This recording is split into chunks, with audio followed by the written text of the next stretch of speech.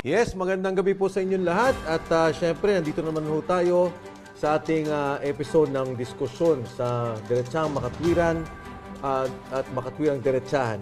Anyway, wala ngayon dito yung dalawang kasama kong senior citizen, si Ace Barbers at saka si Dante Marcoleta. Pero natutuwa naman ako dahil ngayong gabi, alam nyo, matagal ko na hutong kaibigan. And sorry, medyo bias ako kasi nakita ko to na naging mayor. Nakita ko yung kanyang ginawa nung nandun sa bilang mayor. In fact, konsehal pa lang. Nakita ko na siya, magkaibigan na kami. And I was surprised nung nakita ko na nandun pala siya sa ating bagong tinatag na National Senior Citizens Commission. Kasi hindi ko alam na senior citizen na pala siya. Pero anyway, nandito naman ang napakagaling natin na, ang tawag ko nga sa kanya si Mayor, pero now he is the chairperson of the National Senior Citizens the National Commission of Senior Citizens, ang ating pong kasama, Attorney Franklin Quijano. Attorney Franklin, Mayor Quijano, magandang gabi sa iyo. Good evening, Sec Mike. I'll call you Sec Mike kasi that's how I... Tama, nung kasama tsaka you're very efficient as a secretary. Thank you. I'm very happy na I'm being invited here and I hope I'll be able to answer the difficult questions that you'll be asking. I'm sure masasagot mo yan. Actually, si Attorney Franklin at Mayor Frank Quijano, katulad ng binanggit ko, matagal ko na siyang kilala. Eh, nakita ko rin yung development ang ginawa niyo sa Iligan when he was still mayor. In fact, ang nare-recall ko, malaki ang involvement natin kaya madalas tayong magkita noon because of the peace process. Correct. You were the head of the government panel on the peace process kasi si Mayor grew up in those areas, no? Marawi, Lanao, and all those areas. Tama ba?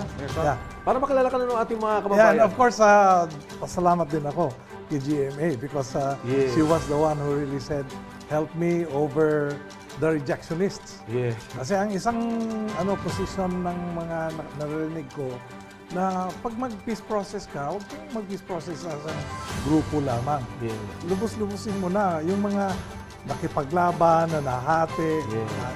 So, I was one with the President GMA at the time, to ask for the resolution.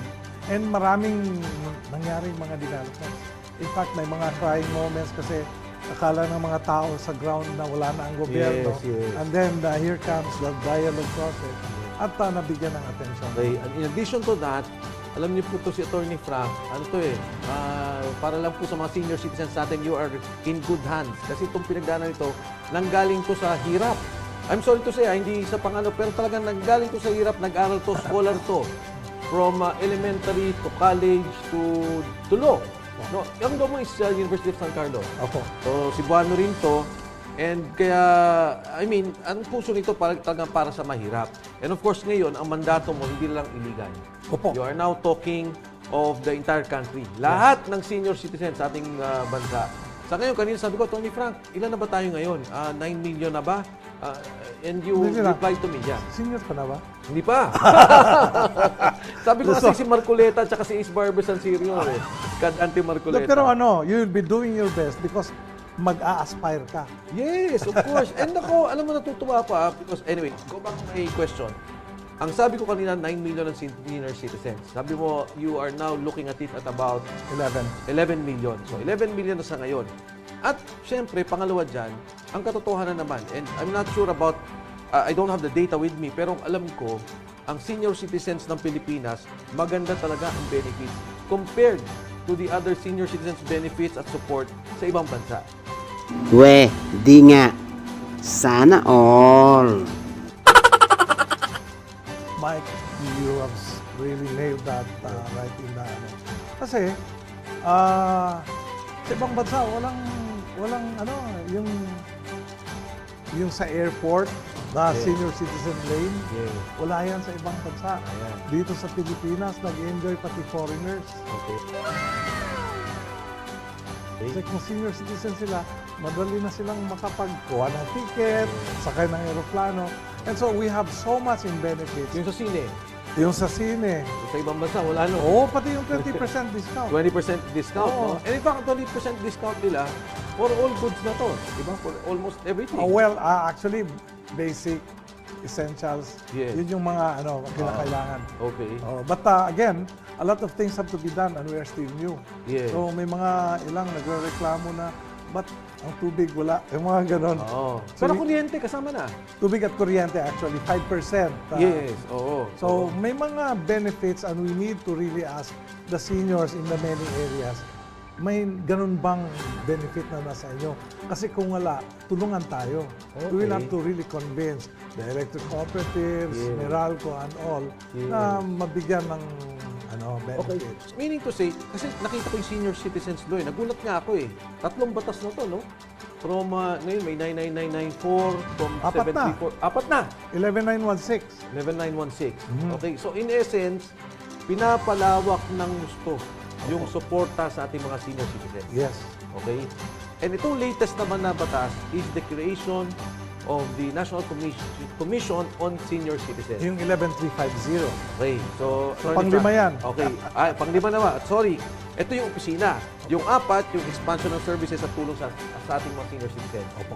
Okay, so Attorney Frank, ano tong opisina mo? Kasi na-approve lang to is kanina sabi ko 2020, you corrected me, sabi mo 2019. Opo. So technically, you na-implement mo siya or ini-implement mo siya starting 2020. Opo. So ano tong opisina mo at anong kaugnayan nito sa benepisyo at tulong sa senior citizens? Okay. If you look at all the laws, ang dami ng batas sa SECMIC. Okay. May saligang batas, Yes. which says that it's the duty of government to protect the welfare, di ba? Okay. At may mga batas na, 7432, 9257, 9994, Yes. and the latest is 11916. I think this is a brilliancy move of government Okay. na may isang sectoral office under the office of the president na tutuhog ng lahat ng trabaho para sa senior citizens. Makat kita. So hindi ka under DSWD. Office of the President ka. Opo. Okay. Go ahead. Attorney Frank. And Which so- is good, mas powerful. Yeah, so Okay. all the laws ay ini-integrate na natin. So ang National Commission of Senior Citizens is an integrator office Okay. ng mga benepisyo. Kasi nung una, may benepisyo na sa DOH, may benepisyo sa PhilHealth, Okay. may benepisyo sa DSWD, Oo. DTI, DOLE, di ba? Okay, yeah. So we are trying to integrate all this. And of course, this is a whole of government approach. Hindi pwedeng tanggalan mo ng trabaho sila, kundi nagko-coordinate lang tayo at nanghihingi ng tulong. And one of the very program na nakikita kung pwede mong matulungan sa Mike. Yeah. At nanghihingi na ako ng tulong ngayon. ha? Approve. Siyempre. The senior citizens have so much skills to share. That's right. The senior citizens have the vast reservoir of skills, experiences, wisdom, and Of all. course. At Oo. gusto ko nilang magtrabaho. Ngunit may batas na nagsasabing posigido kang mag-retire at 65. Okay. May batas na nagsasabing hindi ka natatanggapin sa GSIS at SSS at 65. Yeah. So, malakas ka pa, marami ka pang magagawa. At may galing, di ba? Lahat na, nandiyan na. Ilan lang ang consultant na kinakailangan. Hanggang consultant ka lang at ang consultant ay walang insurance. Oo. So kung nagtatrabaho ka at wala kang insurance, ano mangyari? Hindi ka covered Oo. ng compensation loss. Yes, So, yes. Pakaganda nung sunod-sunod. Opo. No?